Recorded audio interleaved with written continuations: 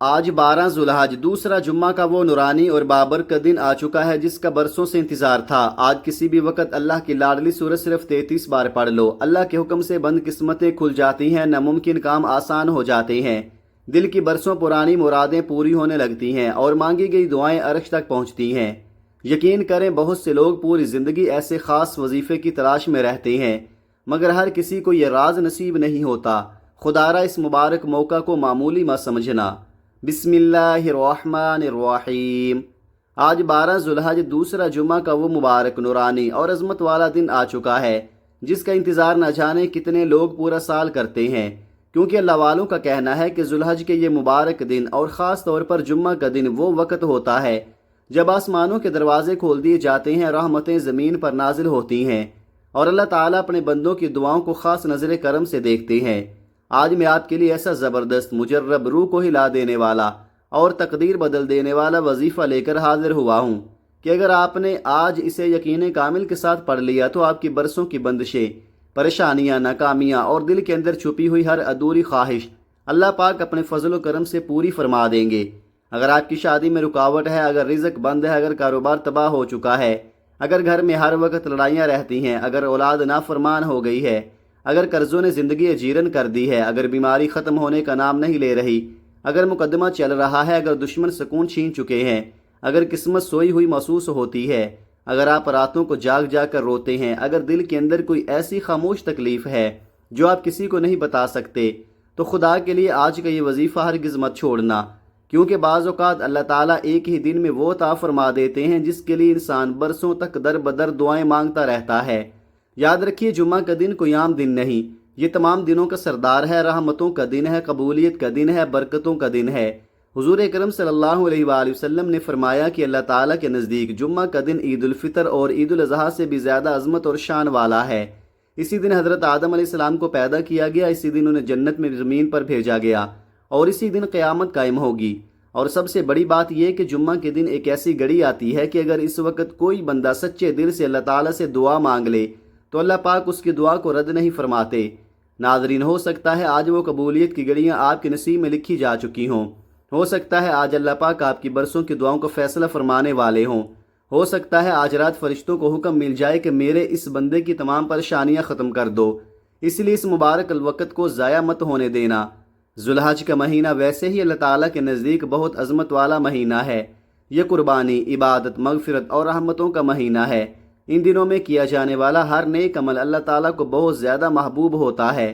اللہ کے نیک بندے کہتے ہیں کہ ذوالحج میں مانگی گئی دعائیں کبھی خالی نہیں جاتی، اور آج جب ذوالحج کا مبارک دن اور جمعہ کی بابرکت گھڑیاں اکٹھی ہو گئی ہیں تو یہ موقع کسی خزانے سے کم نہیں۔ ناظرین، انسان جب دنیا سے تھک جاتا ہے، اپنے بھی ساتھ چھوڑ دیتے ہیں، ہر دروازہ بند ہو جاتا ہے، دل ٹوٹ جاتا ہے، امید ختم ہو جاتی ہے، تب صرف ایک اللہ ہوتا ہے جو اپنے بندے کو کبھی اکیلا نہیں چھوڑتا۔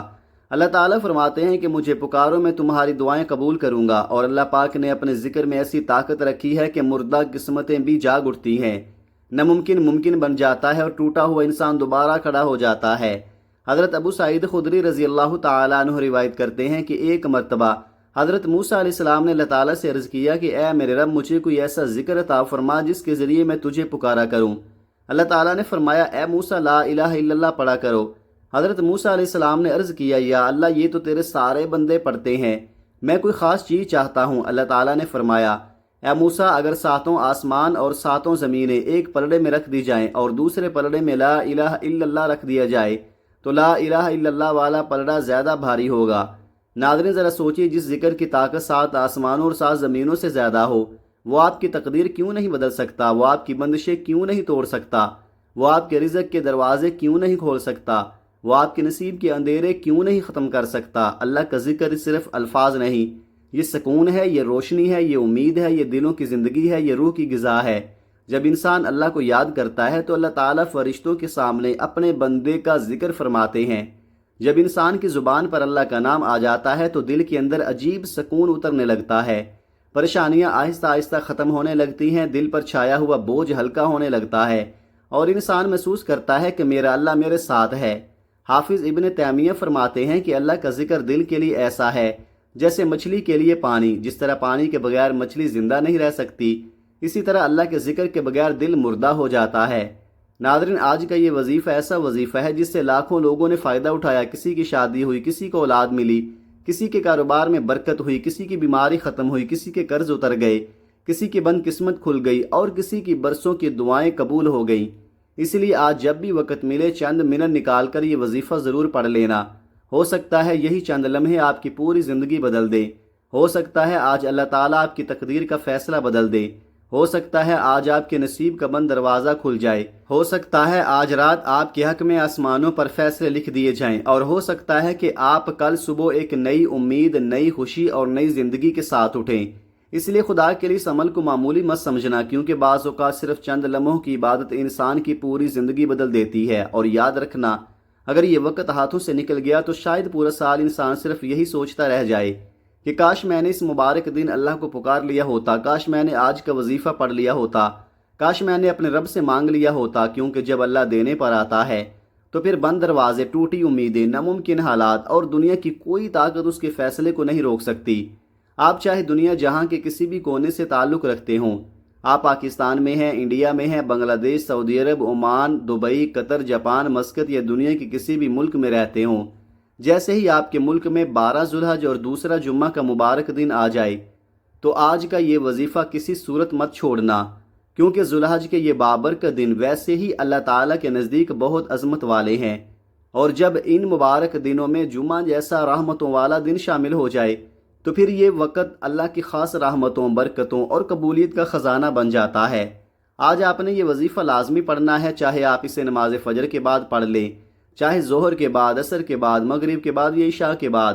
آپ دن کے کسی بھی حصے میں یہ وظیفہ پڑھ سکتے ہیں۔ اس عمل کے لیے نہ وقت کی کوئی پابندی ہے، نہ جگہ کی کوئی قید۔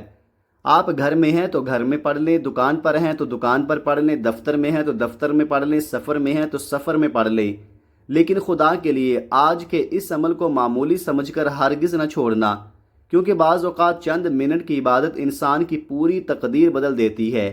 ہو سکتا ہے آج کا دن آپ کی زندگی کا وہ دن بن جائے جب اللہ پاک آپ کی برسوں کی دعائیں قبول فرما دے۔ ہو سکتا ہے آج آپ کے نصیب کے بند دروازے کھل جائیں۔ ہو سکتا ہے آج آپ کے رزق میں ایسی برکت ڈال دی جائے کہ آپ خود حیران رہ جائیں، اور ہو سکتا ہے آج رات اللہ تعالیٰ فرشتوں کو حکم دے دیں کہ میرے اس بندے کی ہر پریشانی، ہر بیماری، ہر رکاوٹ اور ہر دکھ کو ختم کر دو۔ وقت کی نزاکت کو مد نظر رکھتے ہوئے اب آئیے آج کے اس مبارک اور روح کو ہلا دینے والے عمل کی طرف چلتے ہیں، لیکن اس سے پہلے آپ سے ایک چھوٹی سی گزارش ہے کہ اگر آپ اس چینل پر نئے ہیں اور ابھی تک آپ نے اس چینل کو سبسکرائب نہیں کیا تو خدارا ابھی اس چینل کو سبسکرائب کر لیں، کیونکہ ایسے ہی مجرب وظائف، طاقتور اعمال اور روحانی راز روزانہ آپ کے ساتھ شیئر کیے جاتے ہیں تاکہ آپ کی زندگی سے پریشانیاں ختم ہوں اور آپ اللہ تعالیٰ کے قریب ہو سکیں۔ اب عمل کیا ہے غور سے سن لیں۔ آج 12 ذوالحج اور دوسرا جمعہ کا بابرکت دن ہے۔ ان خاص قبولیت کی گھڑیوں میں آپ کو جب بھی، جہاں بھی، جیسے بھی وقت مل جائے، آپ نے باوضو ہو کر کسی بھی نماز کے بعد اللہ کے حضور عاجزی کے ساتھ بیٹھ جانا ہے۔ اگر آپ چلتے پھرتے بھی پڑھنا چاہیں تو پڑھ سکتے ہیں، لیکن بہتر یہی ہے کہ باوضو ہو کر مصلی پر سکون کے ساتھ بیٹھ جائیں۔ سب سے پہلے آپ نے نبی اکرم صلی اللہ علیہ وآلہ وسلم کی بارگاہ اقدس میں 3 مرتبہ درود پاک پیش کرنا ہے۔ درود پاک آپ کوئی سا بھی پڑھ سکتے ہیں، چاہیں تو مختصر درود صلی اللہ علیہ وسلم پڑھ لیں، چاہیں تو اللہم صلی علی محمد پڑھ لیں، لیکن اگر آپ درود ابراہیمی پڑھ لیں تو یہ سب سے افضل اور زیادہ برکت والا ہے، کیونکہ درود ابراہیمی کی فضیلت اور نورانیت بہت زیادہ ہے۔ ناظرین، درود پاک کو محبت، ادب اور عقیدت کے ساتھ پڑھنا ہے۔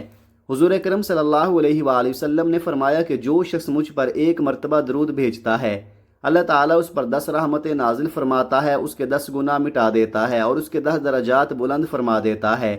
اور یاد رکھیے، کثرت سے درود شریف پڑھنے والے انسان کی پریشانیاں دور ہو جاتی ہیں، دل کو سکون ملتا ہے اور رزق میں برکت پیدا ہوتی ہے۔ اس لیے پہلے آپ نے 3 مرتبہ درود ابراہیمی محبت سے پڑھنا ہے۔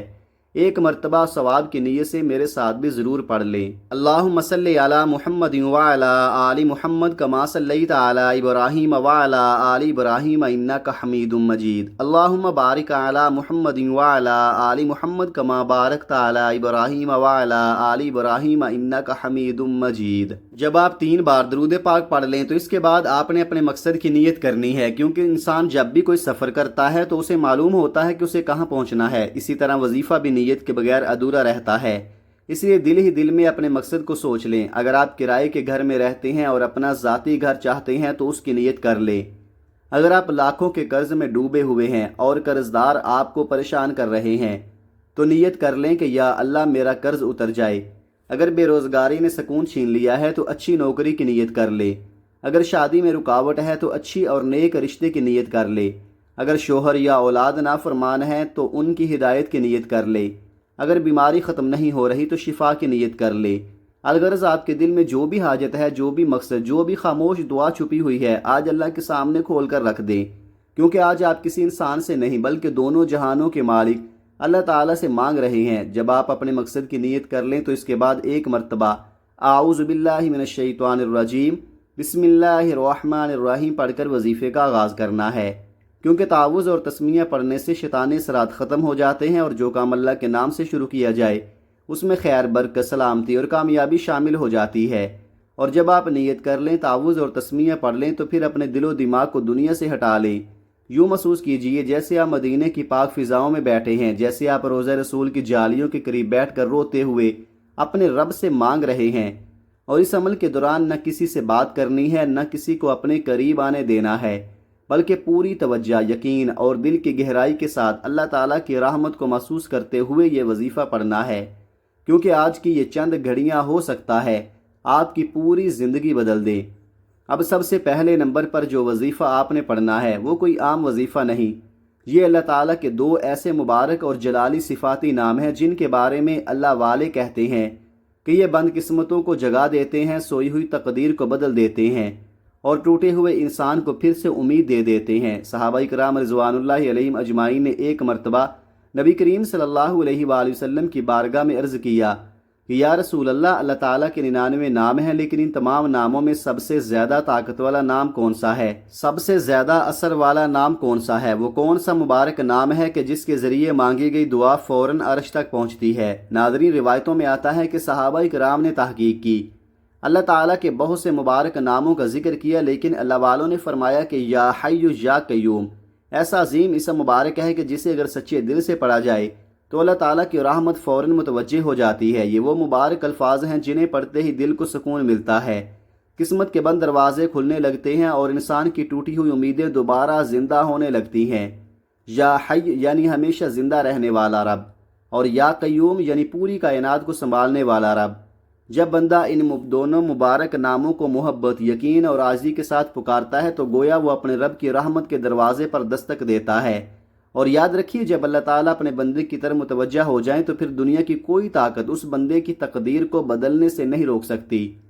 آج 12 ذوالحج اور دوسرا جمعہ کا بابرکت دن ہے۔